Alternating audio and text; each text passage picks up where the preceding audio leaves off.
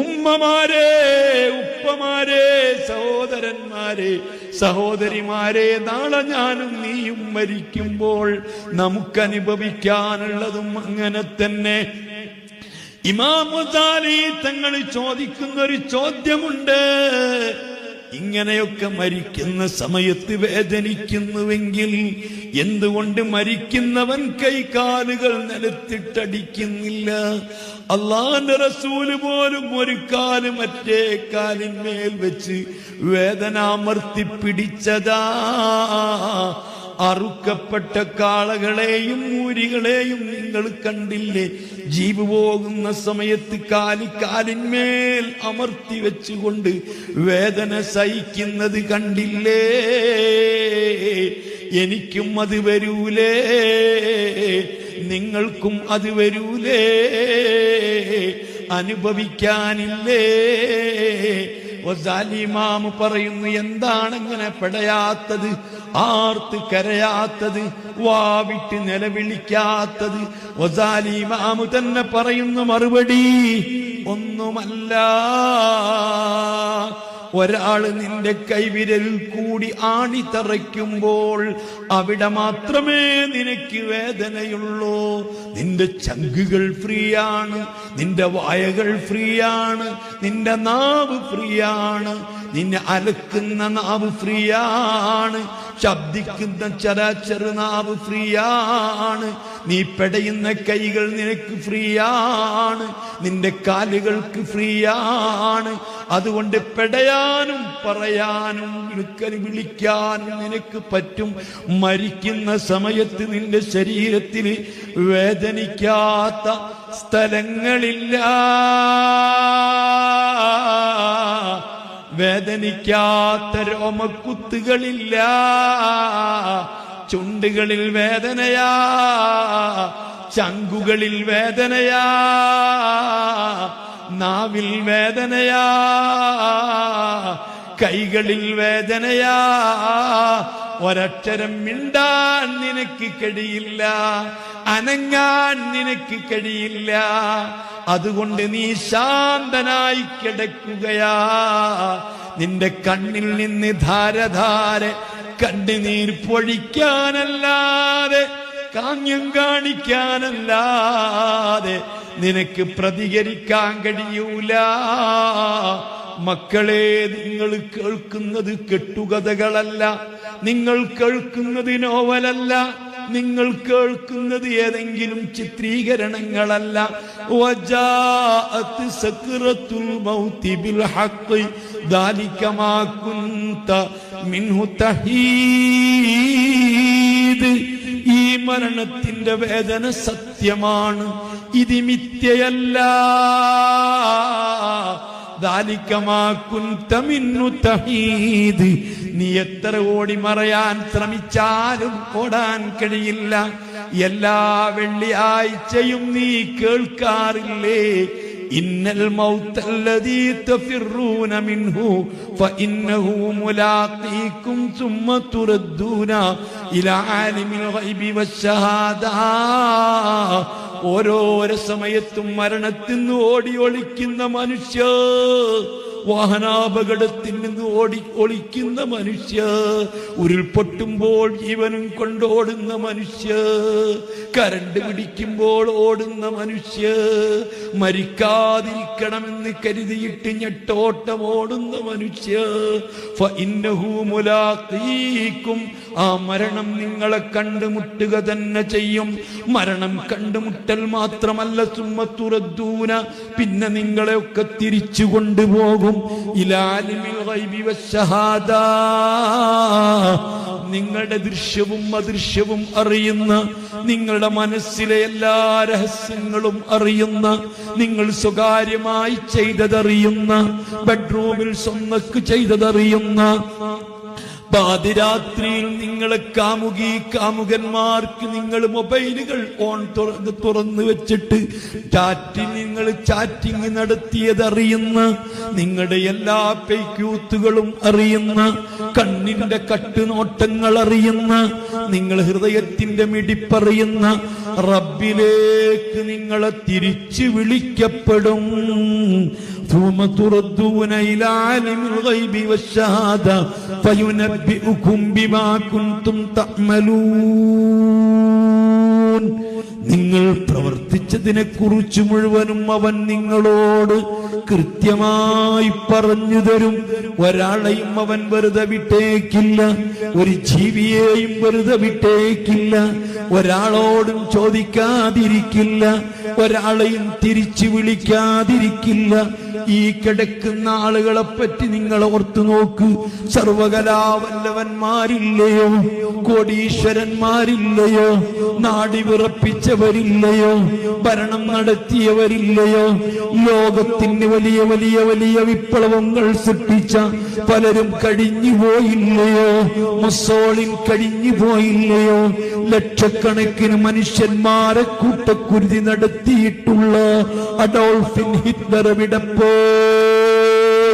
പരാജയം എന്നെന്ന് എനിക്കറിയില്ല എന്ന് പറഞ്ഞ നെപ്പോളിയൻ വിടപ്പോ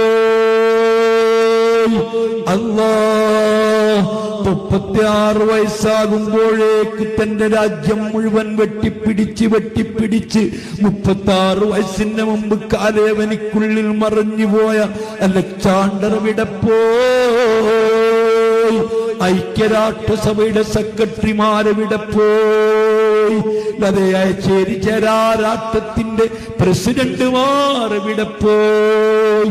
മാലിം തിലക്കും മിനലാഹിൻ ഗൈരി, ഞാനല്ലാത്തൊരു ഇലാഹിനെയും നിങ്ങൾക്കറിയില്ല എന്ന് പറഞ്ഞ റാംസീസ് രണ്ടാമനെ വിടപ്പോയി. ഈ ലോകത്ത് പടച്ച റബ്ബിന്റെ സ്വർഗത്തിന് അതാ റിഫലായിട്ട് സ്വർഗം സ്ഥാപിച്ചിരിക്കുന്ന ശ്രദ്ധാദിയ വിടപ്പോയി. അവരൊക്കെ കാലയവനിക്കുള്ളിൽ മറഞ്ഞു പോയില്ലേ? അവരൊക്കെ റബ്ബിലേക്ക് തിരിച്ചു പോയില്ലേ? ഇതും നിങ്ങൾ ജുമഅക്ക് കേട്ടില്ലേ? ഇന്ന ഇലൈനാ ഇയാബഹും തുമ്മ ഇന്ന അലൈനാ ഹിസാബഹും. എല്ലാവരും നമ്മിലേക്ക് മടങ്ങി വരും. ഒരു കൊലകൊമ്പനും മടങ്ങി വരാത്തതില്ല, ഒരു യുക്തിവാദിയും മടങ്ങി വരാത്തതില്ല, ഒരു നിരീശ്വരവാദിയും മടങ്ങി വരാത്തതില്ല, ഒരു റബ്ബിനെ ധിക്കരിച്ചവനും മടങ്ങി വരാത്തതില്ല. എല്ലാവരും റബ്ബിലേക്ക് മടങ്ങി വരും. എല്ലാവരോടും കൃത്യമായിട്ട് കണക്ക് ചോദിക്കും. അങ്ങനത്തെ ഒരു ദിവസം വരാനില്ലേ? യാ അയ്യുഹല്ലദീന ആമനുത്തഖുല്ലാഹ്. അതുകൊണ്ട് സത്യവിശ്വാസികളെ, അല്ലാഹു ഉണ്ടെന്ന് വിശ്വസിച്ചവരോട്, എല്ലാം സൃഷ്ടിച്ചത് അല്ലാഹുവാണെന്ന് വിശ്വസിക്കുന്നവരോട്, എന്നെയും നിന്നെയും പടച്ചത് അല്ലാഹുവാണെന്ന് വിശ്വസിക്കുന്നവരോട്, രോഗം തരുന്നത് അല്ലാഹുവാണെന്ന് വിശ്വസിക്കുന്നവരോട്, മക്കളെ തന്നത് അല്ലാഹുവാണെന്ന് വിശ്വസിക്കുന്നവരോട്, വെള്ളം ഇറക്കി തരുന്നത് അല്ലാഹുവാണെന്ന് വിശ്വസിക്കുന്നവരോട്, മക്കളെ തന്നത് അല്ലാഹുവാണെന്ന് വിശ്വസിക്കുന്നവരോട്, സൗന്ദര്യം തന്നത് അല്ലാഹുവാണെന്ന് വിശ്വസിക്കുന്നവരോട്, ജീവിപ്പിക്കുന്നവനാണെന്ന് വിശ്വസിക്കുന്നവരോട്, മരിപ്പിക്കുന്നവനാണെന്ന് വിശ്വസിപ്പിക്കുന്നവരോട്, മഴ വർഷിപ്പിക്കുന്നവനവനാണെന്ന് വിശ്വസിക്കുന്നവരോട്, ഈ സസ്യജലാധികൾ മുളപ്പിക്കുന്നവനവനാണെന്ന് വിശ്വസിക്കുന്നവരോട്, അന്നജം നൽകുന്നതവനാണെന്ന് വിശ്വസിക്കുന്നവരോട്, എല്ലാം നൽകുന്നവനവനാണെന്ന് വിശ്വസിക്കുന്നവരോട്, ഇത്തഖുല്ലാഹ്, അവനെ പേടിച്ച് ഭയപ്പെട്ട് നിങ്ങൾ ജീവിക്കണം. അവൻ കൽപ്പിച്ച കാര്യങ്ങൾ പരമാവധി നിങ്ങൾ പ്രവർത്തിക്കണം. മാത്രമല്ല വൽതൻദുർ നഫ്സും മാ ഖദ്ദമത് ലിഗദ്, നാളത്തേക്ക് വേണ്ടി ഉണ്ടാക്കി വെച്ചതെന്താ, നാളത്തേക്ക് കൊണ്ടുപോകാനുള്ളതെന്താ, എന്താണ് ഒരുക്കി വെച്ചത് എന്ന് ചിന്തിക്കണ്ടേ. വിശുദ്ധ ഖുർആൻ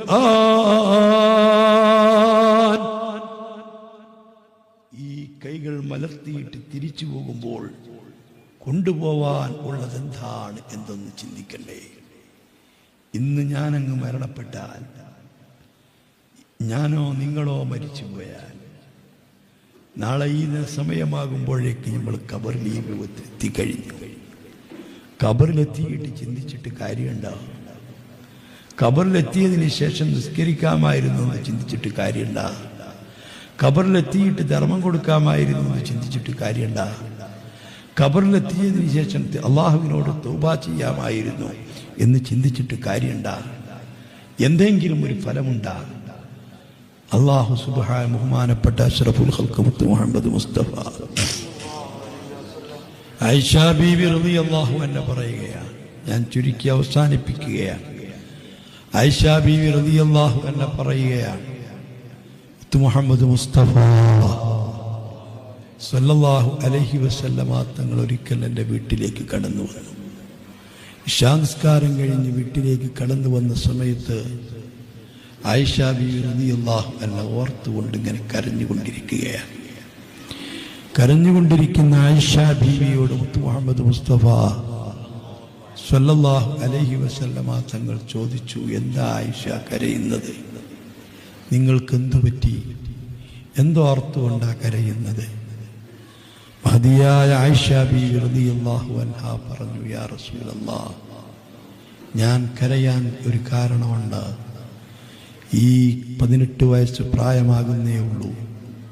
കാലച്ചെറുപ്പത്തിൽ തങ്ങളോടൊപ്പം ഭാര്യയായിട്ട് വന്ന പാവപ്പെട്ട ഞാൻ 18 വയസ്സ് പ്രായമാമത്ത് മുഹമ്മദ് മുസ്തഫ തങ്ങൾ വഫാത്താകുന്ന സമയത്ത് ആയിഷ ബീവിക്ക് ഉള്ളത്, തങ്ങളും ഞാനും അങ്ങ് പിരിഞ്ഞു കഴിഞ്ഞാൽ റസൂലുള്ളാഹി സ്വല്ലല്ലാഹു അലൈഹി വസല്ലമ തങ്ങൾ ആയിഷ ബീവിൻ്റെ മടിത്തട്ടിൽ തലവെച്ചുകൊണ്ട് കിടക്കുമ്പോൾ അവിടുത്തെ ഷറഫാക്കപ്പെട്ട താടിയിലെയും തലയിലെയും നരച്ച രോമങ്ങൾ ഞാൻ എണ്ണി നോക്കി. റസൂലുള്ളാഹി സ്വല്ലല്ലാഹു അലൈഹി വസല്ലമ തങ്ങൾക്ക് 18 രോമങ്ങളെ നരച്ചിട്ടുണ്ടായിരുന്നുള്ളൂ, അല്ലെങ്കിൽ 20-ൽ താഴെ. അത്ര രോമമേ തങ്ങൾക്ക് നരച്ചിട്ടുണ്ടായിരുന്നുള്ളൂ. രോമം നരച്ചത് കണ്ടപ്പോൾ മരണത്തിനെക്കുറിച്ചാണ് ഞാൻ ചിന്തിച്ചു പോയത്. തങ്ങളുടെ ഈ നരച്ച രോമങ്ങൾ കണ്ടപ്പോൾ തങ്ങൾ മരിക്കുമെന്ന് ഞാൻ ഓർത്തുപോയി. തങ്ങളെങ്ങാനും മരണപ്പെട്ടാൽ തങ്ങളില്ലാത്തൊരു ജീവിതത്തെക്കുറിച്ച് ചിന്തിച്ചു പോയി. തങ്ങളില്ലാതെ ഞാനെങ്ങനെ ജീവിക്കും? തങ്ങളില്ലാത്തൊരു മദീനയെക്കുറിച്ച് ഞാൻ ചിന്തിച്ചു പോയി. തങ്ങളില്ലാത്ത ഒരു മസ്ജിദുൻ നബവിയിലെ മെഹ്റാബിനെ കുറിച്ച് ചിന്തിച്ചു പോയി. തങ്ങളില്ലാത്ത ഒരു അവസ്ഥയെക്കുറിച്ച് ഞാൻ ചിന്തിച്ചു പോയി. അങ്ങനെ എൻ്റെ ചിന്തകൾ ഇങ്ങനെ മാറി മാറി മാറി മാറി മാറി പലതും ഓർത്ത് അറിയാതെ കണ്ണിൽ നിന്ന് കണ്ണുനീര് വീണുപോയി. ആയിഷ ബീബി റളിയല്ലാഹു അൻഹയോട് തങ്ങൾ പറയുന്നു, ആയിഷ, എന്നാൽ അതിലും ഭീകരമായ കാര്യം നിനക്ക് ഞാൻ അറിയിച്ചു തരട്ടെയോ ആയിഷ? അഷ്റഫുൽ ഖൽഖ് സ്വല്ലല്ലാഹു അലൈഹി വസല്ലമ സുദീർഘമായ ഹദീസിൽ നമുക്ക് കാണാം, ആയിഷ ബീവിക്ക് പറഞ്ഞു കൊടുക്കുന്നു, ആയിഷ, ഒരു മനുഷ്യന്റെ ആത്മാവ് ശരീരത്തിൽ നിന്നങ്ങ് പിരിഞ്ഞാൽ ആത്മാവിന് ഒരു തേനീച്ചയുടെ വലിപ്പമാണ്, ഒരു ചെറുതേനീച്ചയുടെ വലിപ്പമാണ്. അത് കൃത്യമായി മെർക്കുറിയുടെ സ്വഭാവമാണ്. അത് മണ്ണ് കൊണ്ട് പടക്കപ്പെട്ടതല്ല, തീ കൊണ്ട് പടക്കപ്പെട്ടതല്ല. ആത്മാവിന് മെർക്കുറിയുടെ സ്വഭാവമാണ്. ഒരിക്കലും അത് പിടിക്കാൻ കിട്ടില്ല, വഴിക്കലിച്ചു നിൽക്കും. ആ തേനീച്ചയുടെ വലിപ്പത്തിലുള്ള ആത്മാവിനെ മലക്ക് വായിലൂടെ പുറത്തേക്കെടുത്താൽ സ്വർഗത്തിൽ നിന്ന് കൊണ്ടുവന്ന ഉടയാടകളെ കൊണ്ട്, വസ്ത്രങ്ങളെ കൊണ്ട്, തൂവാല കൊണ്ട് മലക്കുകൾ അതിനെ പൊതിയുന്നതാ. മുഅ്മിനായ മനുഷ്യന്റെ ആത്മാവാണെങ്കിലേ, മുഅ്മിനായ മനുഷ്യന്റെ ആത്മാവാണെങ്കിലേ ആത്മാവിന് സ്വർഗീയ തൂവാല കൊണ്ട് പൊതിയുന്നതാണ്, പൊതിഞ്ഞു മലക്കുകൾ കൊണ്ടുപോകുന്നതാണ്. അതുകൊണ്ടല്ലേ നമ്മൾ പറയുന്നു, ഇന്നാ ലില്ലാഹി വ ഇന്നാ ഇലൈഹി റാജിഊൻ. നമ്മളൊക്കെ അള്ളാഹുവിൻ്റെ സൃഷ്ടികളാണ്, അള്ളാഹുവിൻ്റെ പടപ്പുകളാണ്, അള്ളാഹുവിൻ്റെ അടിമകളാണ്, അള്ളാഹുവിലേക്ക് തന്നെ മടങ്ങിപ്പോകുന്നവരാണ്. റബ്ബിൽ നിന്ന് വന്ന ആത്മാവ് റബ്ബിലേക്ക് തന്നെ തിരിച്ചു പോകും. തിരിച്ചു പോകുമ്പോൾ ഒരു മുഅ്മിനായ മനുഷ്യനാണെങ്കിൽ യാ അയ്യത്തുഹൻ നഫ്സുൽ മുത്മഇന്ന ഇർജിഇ ഇലാ റബ്ബികി റാദിയത്തൻ മർദിയ. സമാധാനത്തോടെ ശാന്തിയോടെ അഹങ്കാരമില്ലാതെ ധിക്കാരമില്ലാതെ താൻ തോന്നിത്തമില്ലാതെ അനുസരിച്ചുകൊണ്ട് വിനയാന്വിതനായി ജീവിച്ച ആത്മാവേ, റബ്ബിലേക്ക് മടങ്ങുക. റാളിയത്തൻ, റബ്ബിന്റെ അനുഗ്രഹങ്ങൾ കണ്ട് തൃപ്തിപ്പെട്ട് മടങ്ങുക. മർദിയ, റബ്ബിൽ നിന്ന് കിട്ടുന്ന പ്രതിഫലം അവന്റെ തൃപ്തിയോടുകൂടി നീ മടങ്ങുക എന്ന് വിളിച്ചു പറയപ്പെടും. ആ നിലക്ക് ആത്മാവിനെ പൊതിഞ്ഞിട്ട് മലക്കുകൾ കൊണ്ടുപോകുമ്പോൾ എല്ലാ മലക്കുകളും ഈ ആത്മാവിനെ സ്വീകരിക്കാൻ വേണ്ടി കാത്തു നിൽക്കുന്നു. ഒന്നാം ആകാശത്ത് എത്തുമ്പോൾ അവിടെ ഒരു പാറാവുകാരനായ മലക്കുണ്ട്. ആ മലക്ക് ഈ ഭൂമിയിൽ നിന്ന് എന്ത് മേൽപോട്ട് ഉയർത്തപ്പെടുമ്പോഴും ചോദിക്കും, ആരാണ്, എന്താണ്? ഹബീബ് തങ്ങൾ മിഅ്റാജിന്റെ രാത്രിയിൽ ആകാശാരോഹണം നടത്തിയപ്പോൾ എല്ലാ ആകാശത്തുള്ള പറാബുകാരും ചോദിച്ചിട്ടുണ്ട്, ആരാണ്? ഇത് ജിബ്രീലാണ്. കൂടെ ആരാണ്? മുഹമ്മദ് റസൂലുള്ളാഹിയാണ്. അങ്ങനെ സന്തോഷത്തോടെ സമ്മതം കിട്ടിയിട്ടാണ് എല്ലാ ആകാശങ്ങളും കടന്നത്. ഈ ദുനിയാവിൽ നിന്ന് റബ്ബിലേക്കൊരാത്മാവ് മടങ്ങുമ്പോൾ എല്ലാം റബ്ബിൽ ചെന്ന് ചേരും, എല്ലാം റബ്ബിലേക്ക് മടക്കപ്പെടും. ആ മടക്കപ്പെടാൻ ഒന്നാം ആകാശത്തെത്തുമ്പോൾ ഇന്നാലിന്ന സ്ഥലത്ത് വെച്ചുള്ള ഇന്നാലിന്ന മനുഷ്യന്റെ ആത്മാവാണ് വരുന്നത് എന്ന് ചോദിക്കപ്പെടുമ്പോൾ മറുപടി പറയപ്പെട്ടാൽ ആത്മാവിന്റെ കൂടെ ഈ മലക്കുകൾ വെച്ചിരിക്കുന്ന ഒരു കാര്യമുണ്ട്. ഉമ്മമാരെ നിങ്ങൾ അറിയണം, ഉപ്പമാരെ അറിയണം, ഇടത്തും വലത്തും നമുക്കൊരു മലക്കുകളുണ്ട്. റഖീബ് അതീദ് എന്ന്. മാ യൽഫിദു മിൻ ഖൗലിൻ ഇല്ലാ ലദൈഹി റഖീബുൻ അതീദ്. നാം ചെയ്യുന്ന നന്മക്കും തിന്മക്കും എല്ലാം സാക്ഷി നിൽക്കുന്ന മലക്കുകളാ, ഓപ്പറേറ്റർമാരായ മലക്കുകളാ. ഒരു CCTV നമ്മുടെ ശരീരത്തിൽ ഘടിപ്പിച്ചിട്ടുണ്ട്. ആ CCTVയിൽ ഒരു ചെറിയ മെമ്മറി ഉണ്ട്. ആ മെമ്മറിയിൽ നമ്മുടെ പ്രവർത്തനങ്ങൾ രേഖപ്പെടുത്തുന്നുണ്ട്. എന്തെല്ലാം പ്രായപൂർത്തിയെത്തിയതിനു ശേഷം ഞാനും നിങ്ങളും ചെയ്യുന്നുണ്ടോ, ആ ചെയ്യുന്നത് മുഴുവനും ഈ മെമ്മറിയിൽ രേഖപ്പെടുത്തുന്നുണ്ട്. ഈ മരിക്കുന്നതോടുകൂടി മെമ്മറി ആത്മാവിന്റെ കൂടെ വെക്കുന്നുണ്ട്. അല്ലാഹ് ഒന്നാം ആകാശത്തെ മലക്കുകൾ ഈ മെമ്മറി നോക്കുമ്പോൾ നമ്മുടെ വിശ്വാസത്തെ കുറിച്ച് നോക്കും. അല്ലാഹുവിലുള്ള, മുത്തുനബിയിലുള്ള, മലക്കുകളിലുള്ള, അന്ത്യനാളിലുള്ള, ആഖിറത്തിലുള്ള, സ്വർഗത്തിലുള്ള, നരകത്തെക്കുറിച്ചുള്ള, വിചാരണയെക്കുറിച്ചുള്ള വിശ്വാസത്തെ കുറിച്ച് കൃത്യമായിട്ട് പരിശോധിക്കും.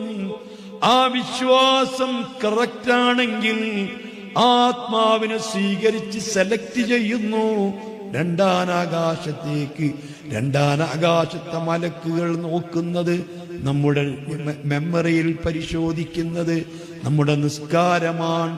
നിസ്കാരം കൃത്യമായി നിസ്കരിച്ചവനാണോ അവിടെയും സ്വീകരിക്കപ്പെട്ട് മൂന്നാം ആകാശത്തേക്ക് സെലക്ട് ചെയ്യുന്നു.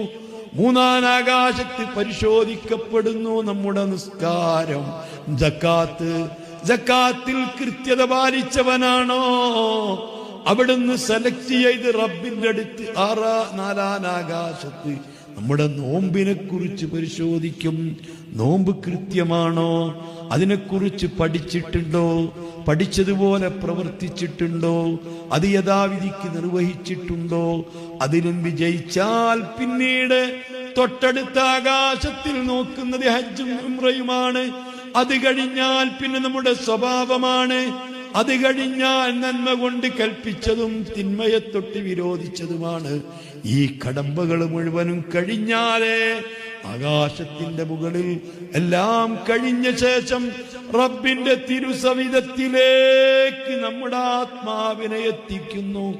റബ്ബിന്റെ അടുത്തെത്തിയാല് റബ്ബ് നമ്മുടെ നിസ്കാരത്തെ കുറിച്ച് ചോദിക്കൂല, നോമ്പിനെ കുറിച്ച് ചോദിക്കൂല, സക്കാത്തിനെ കുറിച്ച് ചോദിക്കൂല, ഹജ്ജിനെ കുറിച്ച് ചോദിക്കൂല. നമ്മുടെ ആത്മാർത്ഥത മാത്രമാണ് റബ്ബ് പരിശോധിക്കുന്നത്. ആത്മാർത്ഥമായി റബ്ബിന് വേണ്ടി ചെയ്തതാണോ, റബ്ബിന് വേണ്ടി നിസ്കരിച്ചതാണോ, റബ്ബിന് വേണ്ടി ഹറാം ഉപേക്ഷിച്ചതാണോ, റബ്ബിന് വേണ്ടി ധർമ്മം കൊടുത്തതാണോ, റബ്ബിന് വേണ്ടി വഅദ് പറഞ്ഞതാണോ? അതാണെങ്കിൽ റബ്ബ് സ്വീകരിക്കും. അതിനുശേഷം ആത്മാവ് തിരിച്ച് ഈ ഡെഡ് ബോഡിയുടെ സമീപത്തെത്തും, നിമിഷ നേരങ്ങളെ കൊണ്ടെത്തും. അതിന്റെ ബുദ്ധിപരമായ തെളിവുകളൊന്നും പറയാൻ സമയമില്ല. അതിനുശേഷം ഈ ആത്മാവ് ഡെഡ് ബോഡിയുടെ അടുത്തുണ്ട്. വരുന്നവരെ മുഴുവനും നോക്കുന്നുണ്ട്, പറയുന്നത് മുഴുവനും കേൾക്കുന്നുണ്ട്. എല്ലാം ശ്രദ്ധിച്ച് ഈ ഡെഡ് ബോഡിയുടെ അടുത്ത് നമ്മുടെ ശരീരത്തിൽ നിന്ന് പിരിഞ്ഞ ആത്മാവ് നിൽക്കുന്നുണ്ട്. അല്പസമയം കഴിഞ്ഞ് മയ്യത്ത് കുളിപ്പിക്കാൻ എടുക്കുമ്പോൾ ഈ ആത്മാവ് അതിന്റെ കൂടെ പോകുന്നുണ്ട്. കുളിപ്പിക്കുന്നിടത്തും ആത്മാവ് ശ്രദ്ധിക്കുന്നുണ്ട്. ആത്മാവിനെ കുളിപ്പിക്കാറില്ല, കഫൻ ചെയ്യാറില്ല. എല്ലാം കണ്ടുകൊണ്ട് ആത്മാവ് നിൽക്കുകയാണ്.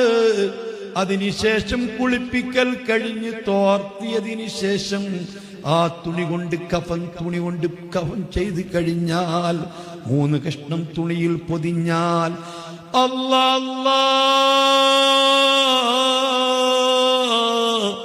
10, 20, 30 ജോഡി വസ്ത്രങ്ങൾ ഉള്ളവളാണെങ്കിലും ബനാറസിന്റെ പട്ടുസാരികൾ ഉള്ളവളാണെങ്കിലും നല്ല നല്ല പർദ്ധകൾ ഉള്ളവളാണെങ്കിലും 10,000-ന്റെയും 25,000-ന്റെയും മാക്സികളും ഉടയാടകളും വാങ്ങിവെച്ചവരാണെങ്കിലും ഒരു കല്യാണത്തിന്റെ തലേ രാത്രിയിൽ ഒന്ന് മോടി കൂട്ടാൻ വേണ്ടിയിട്ട് 1000-കണക്കിന് ഉറുപ്പിക ചെലവഴിച്ചു കൊണ്ട് വാങ്ങിയ ഡ്രസ്സുകൾ ഉണ്ടെങ്കിലും ഒരിക്കൽ മാത്രം പുതുക്കം പോകുന്ന സമയത്ത് ധരിക്കാൻ 50,000-ന്റെയും 1,00,000-ന്റെയും ഉടയാടങ്ങൾ വാങ്ങി ധരിച്ച പെണ്ണാണെങ്കിലും, പുതിയ ആപ്പിൾ ഇറങ്ങുന്ന സമയത്ത് 25,000-ന്റെ കോട്ട് വാങ്ങി ധരിച്ചവനാണെങ്കിലും, എല്ലാ വസ്ത്രങ്ങളും ഉണ്ടെങ്കിലും അതാ ഏകദേശം 500 രൂപയിൽ വില കൂടാത്ത ഒരു കോറ തുണിയാണ്. എല്ലാവർക്കും ഒരേ കഫൻ തുണിയാണ്. അവിടെ മുന്തിയത് എന്ന് നോക്കലില്ല, താഴ്ന്നത് എന്ന് നോക്കലില്ല, മീഡിയൻ എന്ന് പറയലില്ല. എല്ലാവർക്കും ഒരേ വസ്ത്രമാണ്, എല്ലാവർക്കും ഒരേ വീടാണ്. ആര വീടും അവിടെ സിമെന്റ് തേച്ച് മിനുക്കിയിട്ടില്ല, മാർബിളുകളും മാർബോണൈറ്റുകളും കൊണ്ട് അലങ്കരിച്ചിട്ടില്ല. ആര വീടും ലൈറ്റുകൾ ഘടിപ്പിച്ചിട്ടില്ല, ബാത്റൂം സൗകര്യങ്ങളില്ല, ലൈറ്റുകൾ ഘടിപ്പിച്ചിട്ടില്ല, അത്യന്താധുനിക സൗകര്യങ്ങളില്ല, സീലിംഗ് നടത്തിയിട്ടില്ല. എല്ലാവരുടെ വീടും ഒരുപോലെ. ഇവിടത്തെ കൊട്ടാരങ്ങൾ സമാനമായ വീടുകളിൽ താമസിക്കുന്ന കോടീശ്വരന്റെ കബറും മുട്ടാളപ്പാവപ്പെട്ടവന്റെ കരല വറുത്ത് കഴിയുന്നവന്റെ കബറും ഒരേ രൂപത്തിലാണ് തയ്യാർ ചെയ്തത്. ഒരേ രൂപത്തിലാണ് കഫൻ തുണിയുള്ളത്.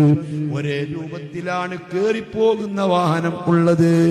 അല്ലാഹ്, വലിയ വലിയ കോടികൾ വിലപിടിപ്പുള്ള കാറുകൾ ഷെഡിലുണ്ടാകുമ്പോൾ 6 കാലുള്ള മയ്യത്ത് കട്ടിലിൽ ചുമന്നു കൊണ്ടുപോയത് മക്കളെ അഷ്റഫുൽ ഖൽഖ് സ്വല്ലല്ലാഹു അലൈഹി വസല്ലമ തങ്ങൾ പറയുന്നു, ആത്മാവ് ആ മയ്യത്ത് കട്ടിലിന്റെ മുകളിൽ മയ്യത്ത് വെച്ചിട്ട് ആളുകളൊക്കെ മയ്യത്ത് ചുമന്നുകൊണ്ട് പോകുമ്പോൾ ഈ ശരീരത്തിൽ നിന്ന് പിരിഞ്ഞ ആത്മാവ് ഈ മയ്യത്ത് കട്ടിലിന്റെ മുകളിൽ ഇരിക്കും. ഇരുന്നിട്ട് യാത്ര പറയുന്ന വീടിലേക്ക് നോക്കും. തന്റെ ഭാര്യയിലേക്ക് നോക്കും. ജനലിന്റെ ഗില്ലുകൾ പിടിച്ചുകൊണ്ട് അമർത്തിപ്പിടിച്ച് സങ്കടപ്പെടുന്ന ഈ ലോകത്ത് ഇനി എനിക്കാര് എന്ന് പറഞ്ഞ് വിലപിക്കുന്ന പാവപ്പെട്ട പെണ്ണിനെ നോക്കും. തന്റെ പ്രിയപ്പെട്ട മക്കളെ നോക്കും. തന്റെ കൊട്ടാര സമാനമായ വീടുകൾ നോക്കും. തന്റെ ആധുനിക സൗകര്യമുള്ള വാഹനത്തെ നോക്കും. എല്ലാം നോക്കിയിട്ട് ഈ മയ്യിത്ത് പറയുന്ന ഒരു വാക്കുണ്ട്, ഇന്ന് വരെ പറയാതിരുന്നിട്ടില്ല, പറയാതിരിക്കുകയില്ല. സുബ്ഹാനല്ലാഹ്. ഇവിടുന്ന് ഗൾഫിലേക്ക് പോകുന്ന സമയത്ത് തന്റെ പ്രിയപ്പെട്ട ഭാര്യ റൂമിലേക്ക് വിളിച്ചിട്ട് ഒരു മുത്തം കൊടുത്തിട്ട് ബാപ്പായെ കെട്ടിപ്പിടിച്ചിട്ട് ഉമ്മായെ കെട്ടിപ്പിടിച്ചിട്ട് ഭാര്യന്റെ ഒക്കത്തിരിക്കുന്ന പൊന്നുമോളെ ചുംബിച്ചിട്ട് കണ്ണുനീർ തുടച്ചുകൊണ്ട് യാത്ര പോകുന്ന എത്ര ആളുകളുണ്ട്. ഏതാനും അവിടെ ഇവിടുന്ന് വിട്ടാൽ തന്നെ പിന്നെ നിരന്തരമായിട്ട് ബന്ധപ്പെടുന്നു. IMOയിൽ വിളിക്കുന്നു, വാട്സാപ്പിൽ വിളിക്കുന്നു, അങ്ങനെ പല വീഡിയോ കോൾ ചെയ്യുന്നു. ഇങ്ങനൊക്കെ അറിയാനുള്ള സംവിധാനങ്ങളുണ്ട്. അതേ സമയത്ത് സ്വന്തം പള്ളിക്കാട്ടിൽ കബറിൽ നിന്ന് 60 മീറ്റർ പോലും ദൂരെയില്ലാത്ത വീട്ടിലേക്ക് ഒരു സന്ദേശം എത്തിക്കാൻ നിർവാഹമില്ല. തന്റെ 60 മീറ്റർ അപ്പുറത്ത് കിടക്കുന്ന ഭർത്താവിനെ കുറിച്ചറിയാൻ വീട്ടിലുള്ള ഭാര്യക്ക് സംവിധാനങ്ങളില്ല, മക്കൾക്ക് സംവിധാനങ്ങളില്ല, സ്വന്തക്കാർക്ക് സംവിധാനങ്ങളില്ല, കൂട്ടുകാർക്ക് സംവിധാനങ്ങളില്ല. ഇനി തിരിച്ചു വരില്ല. ആയിരങ്ങൾ 10,000 കൊല്ലങ്ങൾ കഴിഞ്ഞാലും ഈ ഭർത്താവിന് തിരിച്ചു വരില്ല, ഈ ഉപ്പയന് തിരിച്ചു വരില്ല, ഈ മക്കളന് തിരിച്ചു വരില്ല. ആ രൂപത്തിൽ യാത്ര പോകുന്ന സമയത്ത് ഈ മയ്യത്ത് കട്ടിലിന്റെ മുകളിൽ കിടന്ന് ആത്മാവ് പൊട്ടിക്കരഞ്ഞ് പറയുന്നൊരു വാക്കുണ്ട്, ആയിഷാ.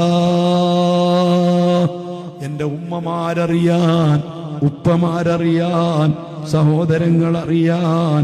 അവസാനമായിട്ട് ഈ മയ്യത്ത് പറയുന്നത്, കരയുന്ന യാ ജമാഅത്തി, എന്റെ വേർപാടിൽ മനംനൊന്ത് കരയുന്ന കുടുംബമേ, എന്റെ കൂട്ടുകാരെ, എന്റെ മക്കളെ, എന്റെ ഭാര്യമാരെ, എന്റെ ബന്ധുക്കളെ, എന്തിനാണ് നിങ്ങൾ കരയുന്നത്?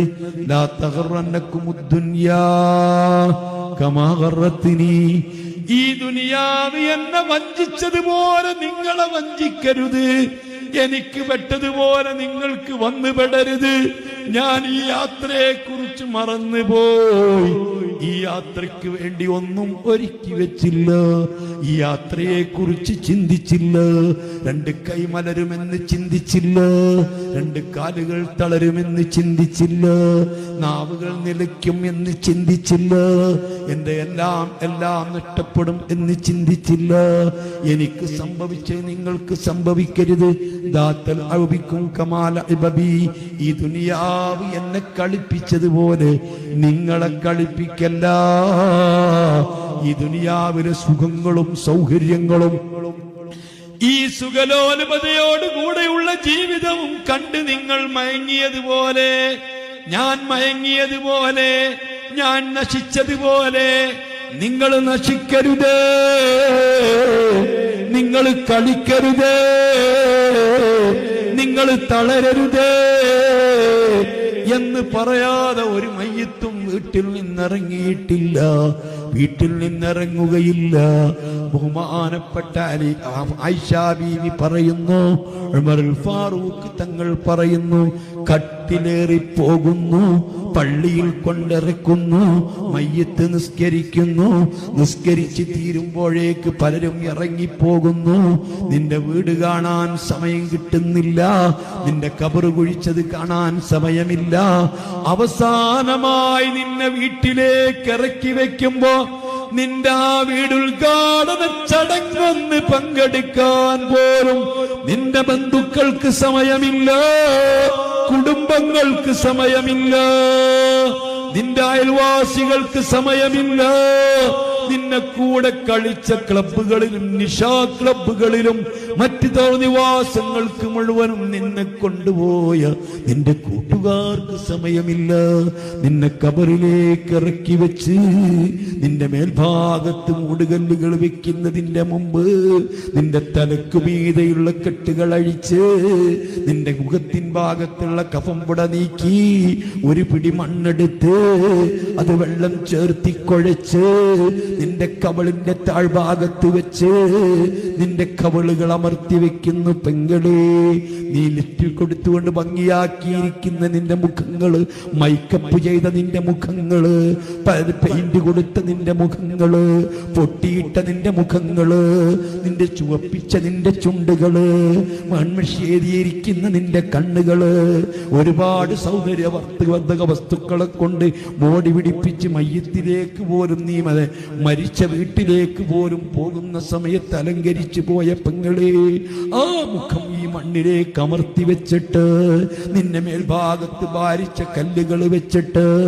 അവസാനത്തെ ദ്വാരവും തുറ്റിയടച്ചിട്ട് ചുറ്റുഭാഗത്ത് നിൽക്കുന്നവരൊക്കെ മണ്ണ് വാരി എറിഞ്ഞിട്ട് നിന്റെ കബറ് മൊത്തം നീ കണ്ണുകൊണ്ട് നിറച്ചിട്ട് മീസാൻ കല്ല് കുത്തിയിട്ട് ഒരു തൊട്ടി വെള്ളവും ഒഴിച്ചിട്ട് ഒരു ഫാത്തിഹ ഓതി ദുആ ചെയ്തിട്ട് നിന്റെ സ്വന്തക്കാർ, നിന്റെ പ്രിയപ്പെട്ടവർ, നിന്റെ കൂട്ടുകാർ, നിന്റെ എല്ലാ തോന്നിവാസങ്ങൾക്കും കൂട്ടുനിന്നവർ, നിനക്ക് എല്ലാ കളികൾക്കും കൂട്ടുകൊണ്ടു നിന്നവർ, നിന്റെ കല്യാണത്തിന്റെ തലേന്ന് അന്യപുരുഷന്മാരോടൊന്നിച്ച് നിതംബം വരേണ്ടി നിൽക്കുന്ന മുടിയുമായി കുലുങ്ങി കുലുങ്ങി കളിച്ച നീ, അള്ളാഹുവിന്റെ ദീന്റെ കരിവാരി തെച്ച നീ, ഹബീബിനെ മറന്ന നീ, ഫാത്തിമ ബീവിയെ മറന്ന നീ, ജഅഫർ തങ്ങളെ മറന്ന നീ, സിദ്ദീഖുൽ അക്ബർ മറന്ന നീ, ഈ അള്ളാഹുവിനെ മറന്ന നീ, നിന്നെ നിന്റെ കൂട്ടുകാരൊക്കെ പറയുന്നൊരു വാക്കുണ്ട്, പറയാതെ പറയുന്ന വാക്കുണ്ട്, ഇന്ന് മുതൽ എനിക്കടന്നോ നീയായി നിന്റെ പാടായി, ഇനി ഞങ്ങൾ തിരിച്ചു വരില്ല, ഞങ്ങളിലേക്ക് നിന്റെ വിവരങ്ങളൊന്നും അറിയില്ല. എത്ര കാലമായി കിടക്കുന്നവർ കിടക്കാൻ തുടങ്ങിയിട്ട്, എത്ര കാലമായി ഇസ്രാഫീൽ ഒന്ന് ഊതിയെങ്കിൽ എന്ന് ചിന്തിച്ച് കാത്തിരിക്കുന്നു. ഇത് ഓർക്കണേ മക്കളെ, ഇത് ചിന്തിക്കണേ മക്കളെ. അവൻ മരിക്കുന്ന സമയത്ത് കബറിലേക്ക് കൊണ്ടുപോവാൻ എന്താണ് ഉണ്ടാക്കി വെച്ചത്? കൂടുതൽ സ്വലാത്തുകൾ ചൊല്ലിയിട്ടുണ്ടോ? സംസ്കാരങ്ങൾ കൃത്യമായി നിർവഹിച്ചിട്ടുണ്ടോ? അതിന് പുറകെ സുന്നത്തുകൾ ചെയ്തിട്ടുണ്ടോ? വിശുദ്ധ ഖുർആൻ പാരായണം ചെയ്തിട്ടുണ്ടോ? ഖബറിൽ ഭരിക്കുന്ന ധർമ്മങ്ങൾ ചെയ്തിട്ടുണ്ടോ? എന്തെങ്കിലും നല്ല കാര്യങ്ങൾ ചെയ്തു വെച്ചതുണ്ടോ എന്ന് ഓർക്കണേ. അർഹമുർ റാഹിമീനായ അൽ മലിക്കുൽ ജബ്ബാറായ സർവാധിനാഥനായ അല്ലാഹു ഇതൊക്കെ പറയാൻ കേൾക്കാൻ തൗഫീഖ് തന്ന പോലെ ഉൾക്കൊണ്ട് ജീവിക്കാൻ അല്ലാഹു നമ്മെ അനുഗ്രഹിക്കട്ടെ. ഇജാബത്തുള്ള സദസ്സിൽ അല്ലാഹു ഉൾപ്പെടുത്തി തരട്ടെ. അല്ലാഹു നമ്മളെ കബൂൽ ചെയ്യട്ടെ.